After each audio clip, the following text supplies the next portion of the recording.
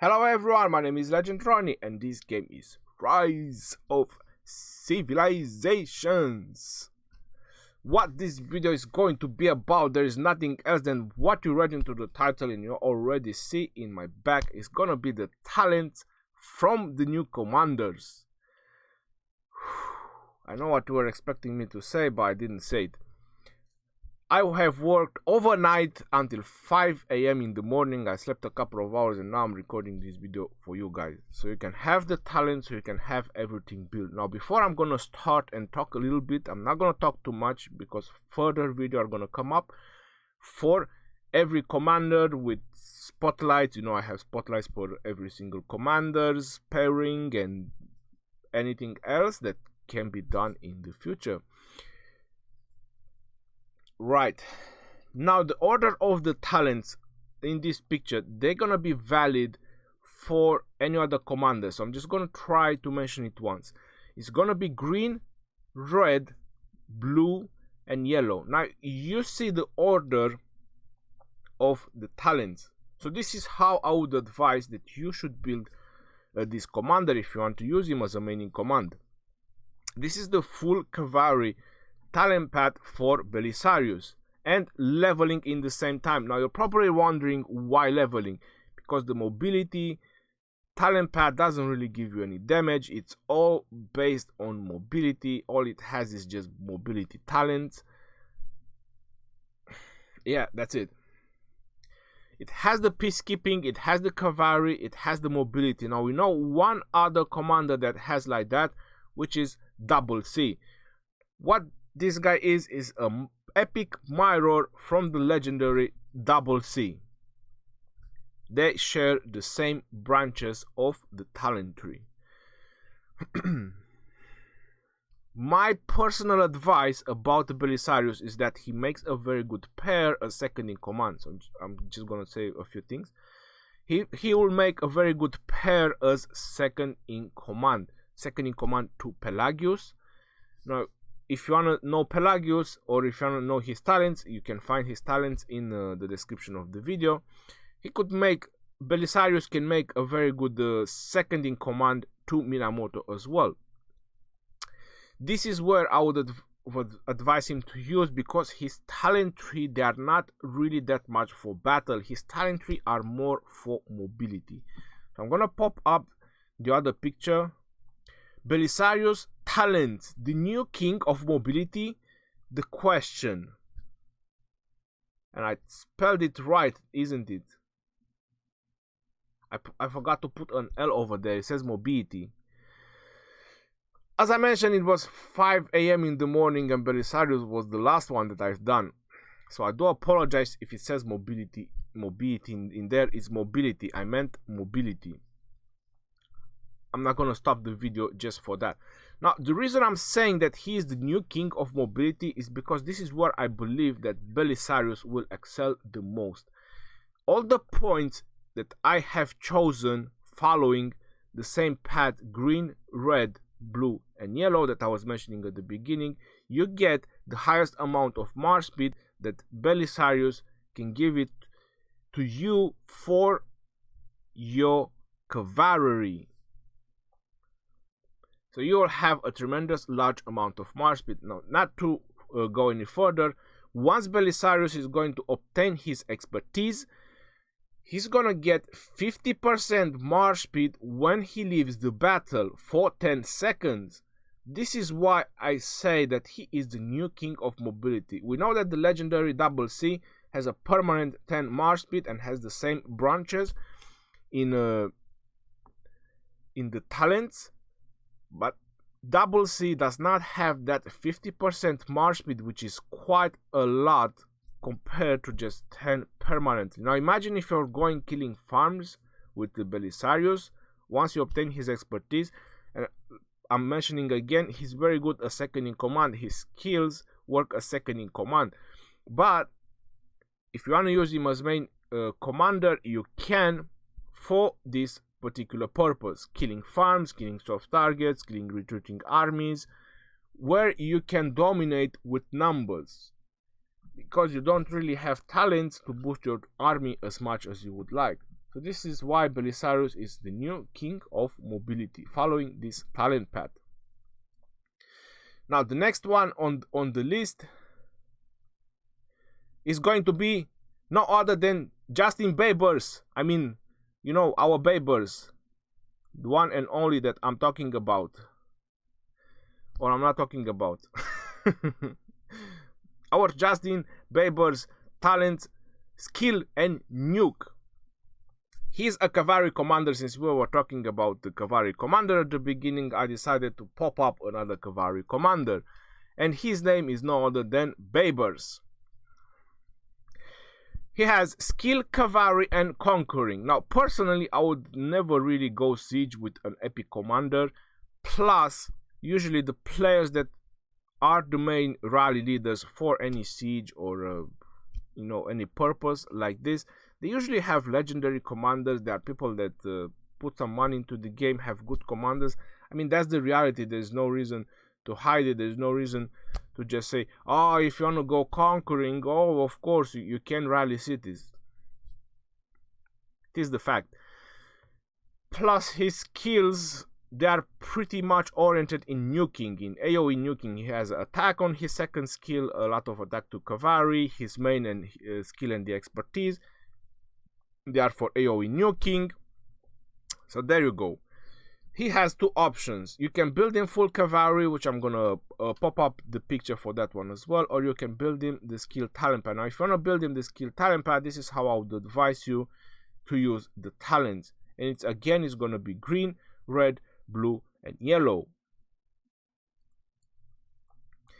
Now, on the other picture,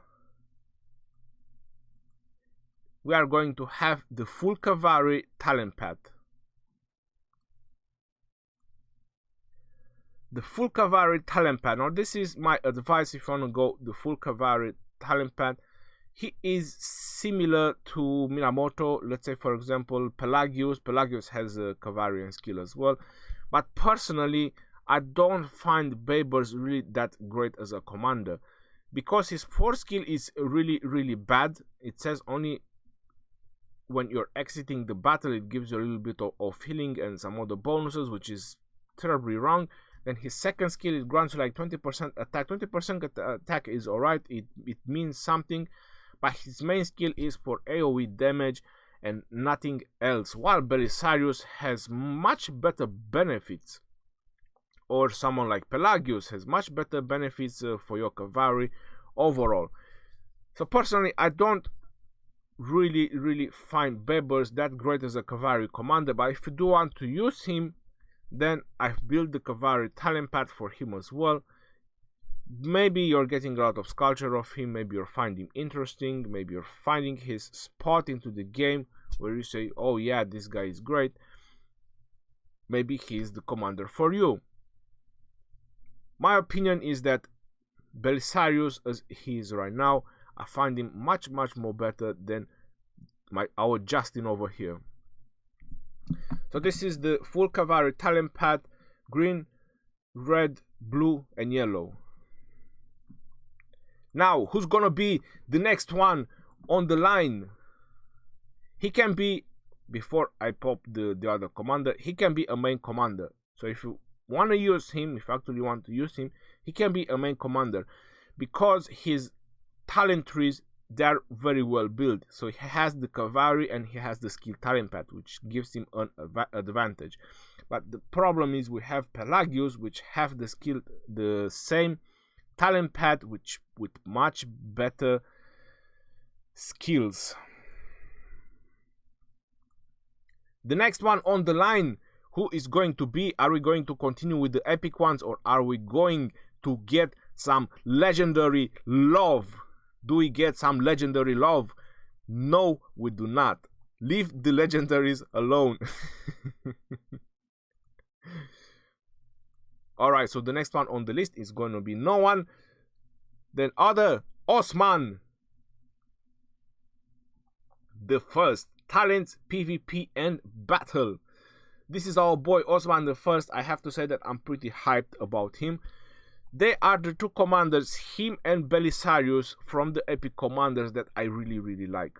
I have to say that they've done some really nice work for our free-to-play players or our free-to-play community with Belisarius and Osman I. Why? Because people now can actually do the free-to-play punching bag with the Scipio. They can use Osman and Scipio, or they can put Scipio's main commander and Osman II in command. Is going to be entirely your choice. I will personally try with Scipio first because he's almost 6 stars. And this is his talent pad.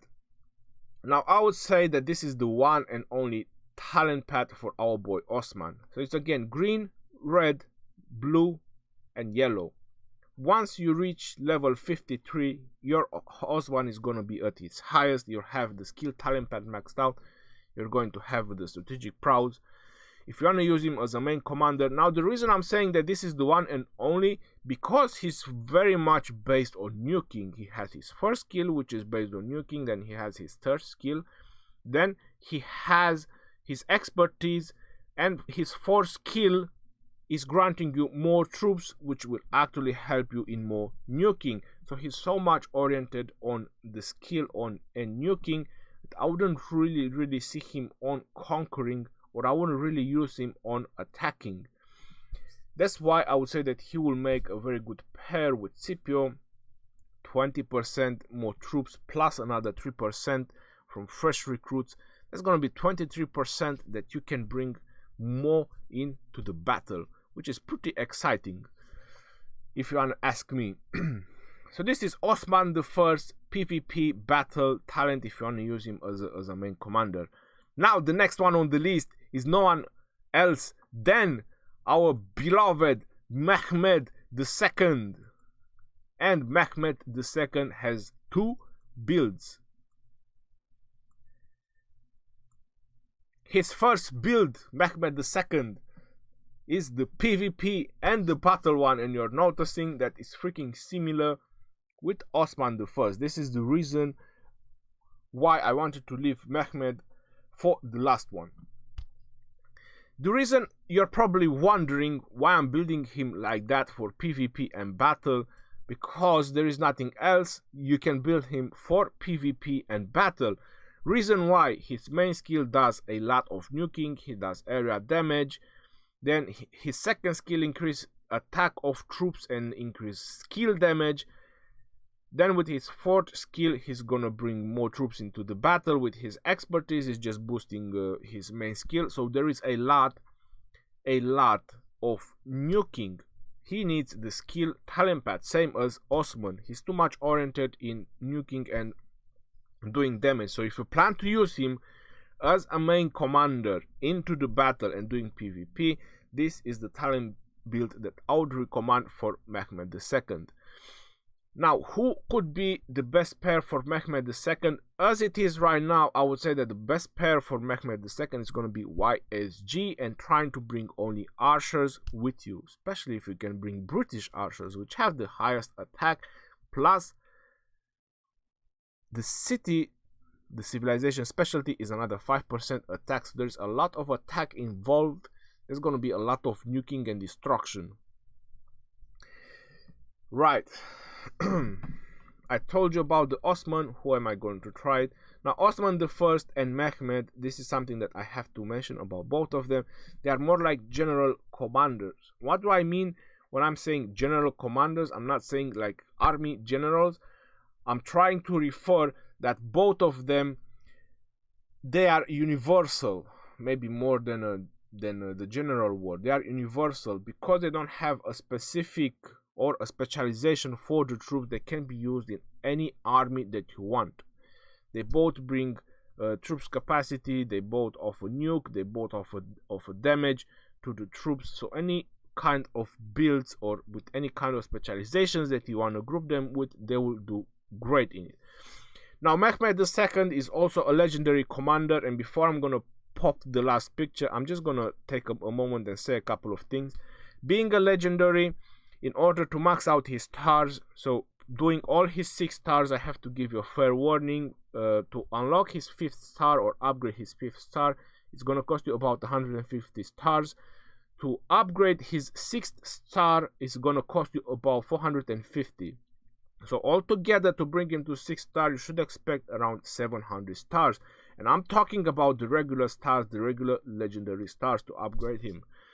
This is how much it's going to take you. Now about his skills, keeping him at 1 star until you max out the first skill. This is a rule to all the legendaries, because once you max out the first skill, which only require about 50 sculptures, you're gonna make that legendary commander useful and very good at something. This is my advice for every legendary, is very helpful.